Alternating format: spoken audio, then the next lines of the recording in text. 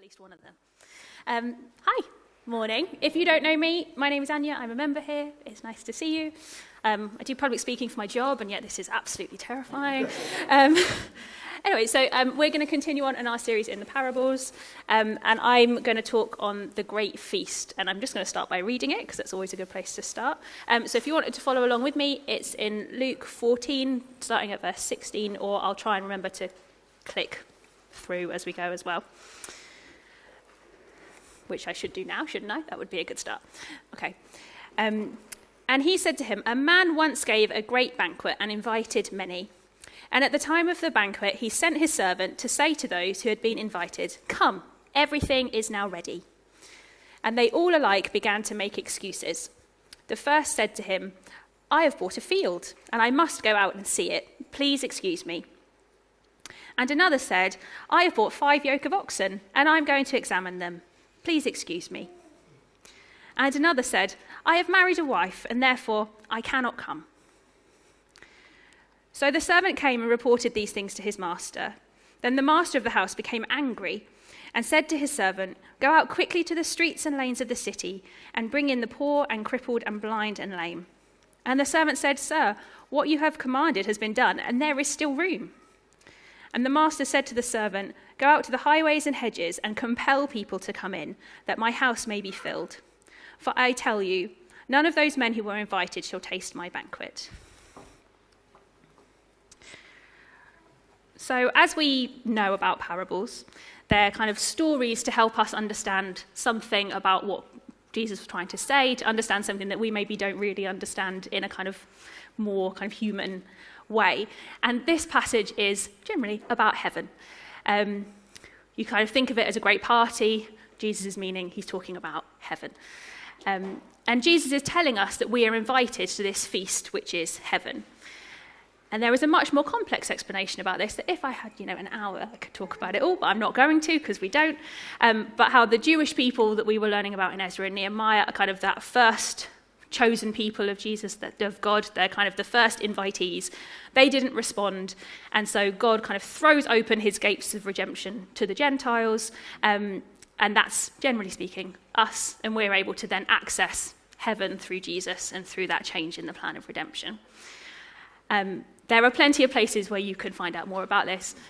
I will happily chat to you about it. Aaron and Andy are probably better people to talk about it with if you wanted to know a bit more about that, because I'm not going to talk a huge amount about that today. I'm going to talk about parties. I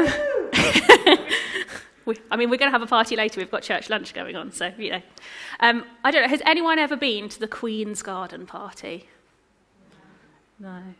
I think Peter Wilds, if anyone remembers him, I think he might have gone once. Well, just to, brag about it, I've been to the Queen's Garden party. But before it makes it sound like I did anything amazing, I was being a waitress. So I wasn't invited to the Queen's Garden party. But one of the things you would think about all of these posh events, of which I waitressed at quite a few, is that you think it's a royal party. There would be no expense spared. It's going to be the poshest of posh events that you have ever seen and ever been to. And I'm going to break that bubble for you.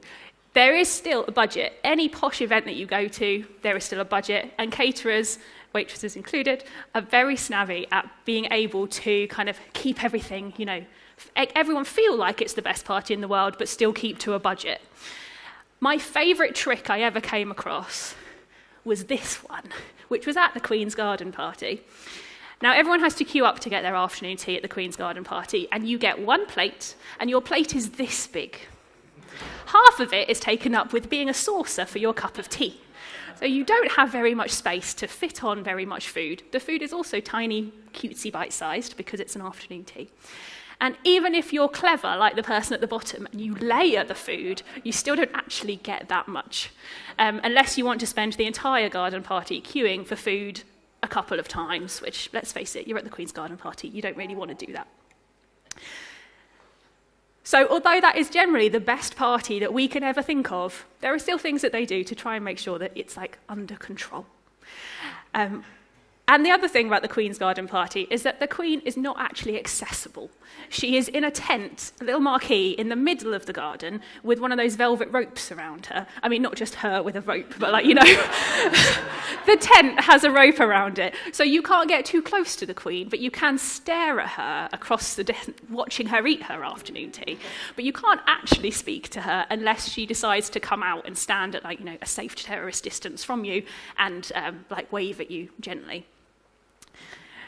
And if heaven was a party, it would not be like that. You wouldn't have a plate that limits the amount of food that you can have. It would probably be like a buffet where everything's overflowing and it just gets replaced no matter what happens. Or it'd be even like Harry Potter, where those plates that automatically refill with food magically, just constantly all the time. And the Queen's garden party is kind of the best that we can think of in terms of parties. And heaven is going to be 10, 100, 1,000 times better than that we can't even really imagine what it's going to be like. It's just, we know it's going to be better than this, which is kind of blows my mind as an amazing kind of thing that we can access. But the parable itself is not actually about food. It's about the invite to the party and the company that you have there. So like the Queen's garden party, the Queen is there. Like heaven, the host, God, is there. He's accessible to us. He's not cordoned off, hasn't got like a little rope around him saying, don't come too close, too holy, don't come here. God is there as the host, absolutely overflowing with joy that you are there. He can't contain it. He's like running around the crowd, kind of giving everybody a hug, trying to make sure that everybody gets a handshake or a hi or a hello. He's so overflowing with joy to see you there because he wants you there. And so going back to our parable, our invites are sent out, and it's a choice about whether our invitees go. The people in the passage, the kind of first wave of invitees, they decide they're not going to come. They've got their excuses. They've just got married, bought a field, have some cows. So they decide they're not going to come. They make an excuse, and they don't come. So then that second set of invites goes out, the kind of, not that first wave, but that second wave. And the host still has this amazing feast planned. And the host still has a fantastic time. The host is still absolutely overjoyed to see you. Not everybody is there, but that's their choice not to be there. The host wants them there, but they aren't there. And we know that when we think about this parable, we often think about how it relates to us and the excuses that we can make to not access God or to say no to God when he's asking us something. And we often relate this to activities or like things that we do. So it might be like, I can't do the kids' work because, I don't know, I hate children. Or I'm really bad at thinking of ideas. Or, I can't go to small group this week, or I can't take on this responsibility or that thing. We often relate it to kind of activities or things that we do or expectations that we have. But often we don't translate this attitude into things that we tell ourselves. So like, I don't deserve to be invited to the King's feast, or I didn't earn this, or I don't belong here. And how often we tell ourselves lies that stop us from engaging with God.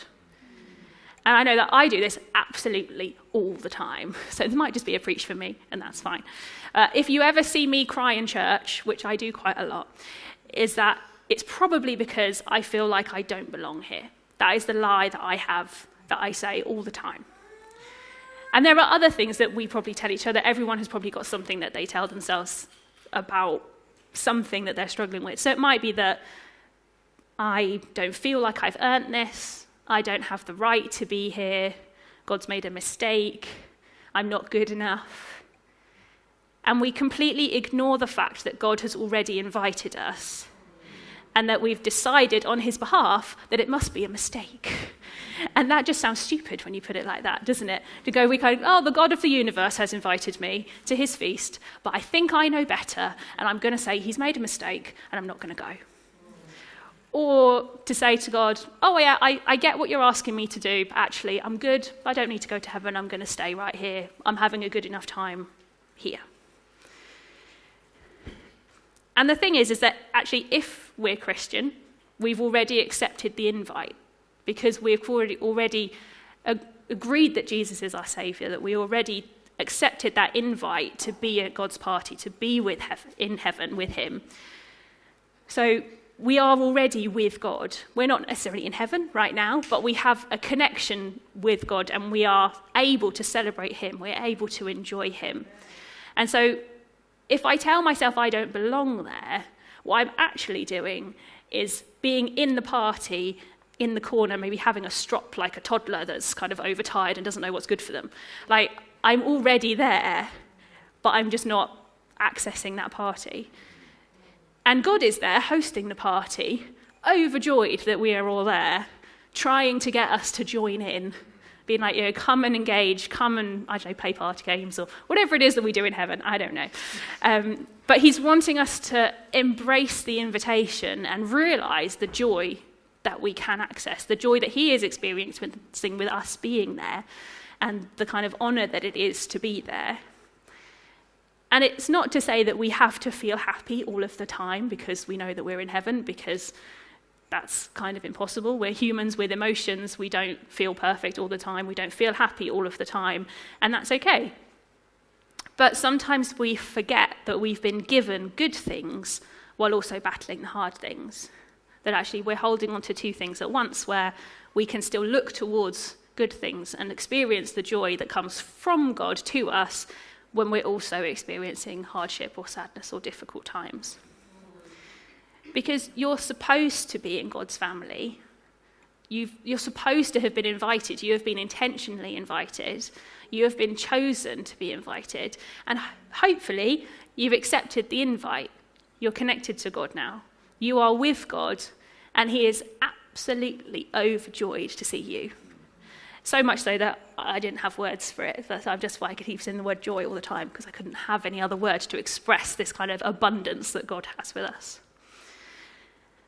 And he wants you to kind of enjoy the party, to be near to him, to be near that host that is accessible all the time, that is connected to you, and kind of experience that closeness that comes with being near God.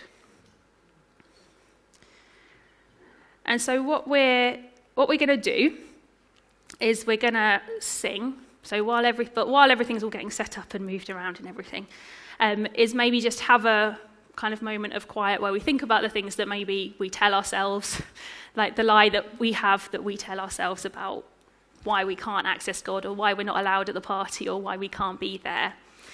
And then we're going to sing Boldly I Approach, because I think that is something that we can do and we're able to do now, which we weren't able to do before. And I'm going to finish, with my favourite line from the Lion Storyteller Bible version of this parable, which, if anyone knows me, knows this is one of my favourite lines of anything, which is, "Hooray for God and everyone who gets to go to his party in heaven."